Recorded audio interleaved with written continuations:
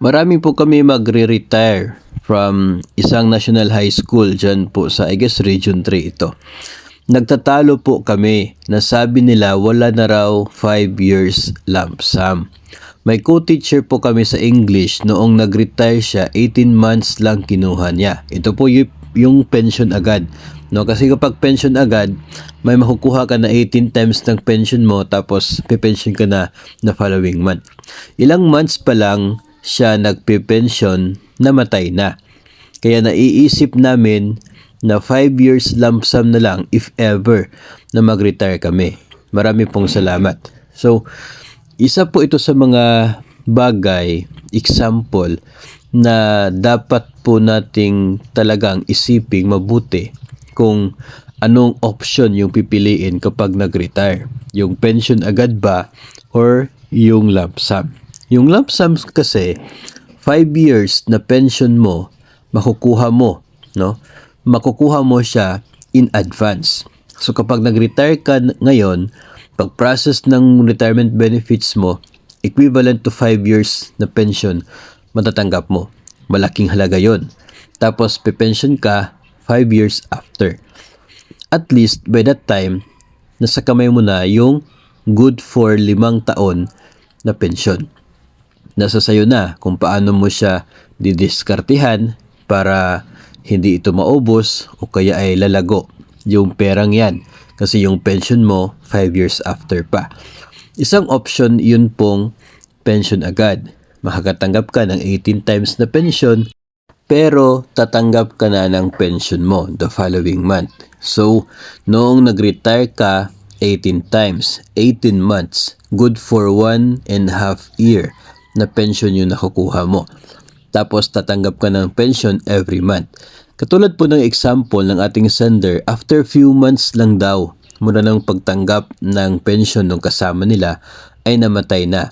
So kahit po sabihin natin na siguro 6 months na tumatanggap siya ng regular na pension from retirement niya, then namatay na siya.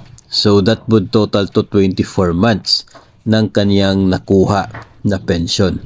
So that would be equal to 2 years. So kung ganun, parang iisipin mo, lugi ka, no? Kasi kung nag-lump sum pa sana, edi nasa kamay na niya sana yung 5 years pension. At dahil nag-pension agad siya, good for 2 years lang yung na total na natanggap niya kasi namatay siya 6 months after. So yun po yung mga bagay-bagay na dapat din pong balansehin, no, kapag tayo po ay pipili ng option para sa atin pong retirement benefits dito po sa GSIS. Kung ano po yung mas mabuti sa atin, then yun po ay may mga factors na dapat mong tingnan, no? Depende po yan sa magiging monthly na cash inflow mo kapag ikaw ay nag-retire na kasi wala ka ng sahod. So dapat meron kang pumapasok talaga na pera para doon sa mga gastusin mo.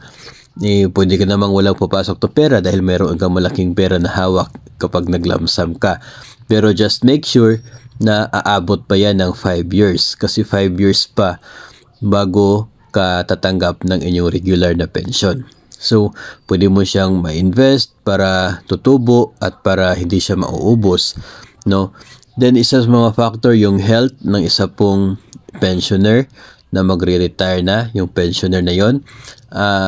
Kung medyo medyo kaya pa yung for the next 5 years or next siguro kahit 3.5 year lang, no, para after 3.5 year para ka na pension agad, para ka na rin nakatanggap ng total na 5 years, no. So magiging gain mo na yung after that, after sa 3.5 years.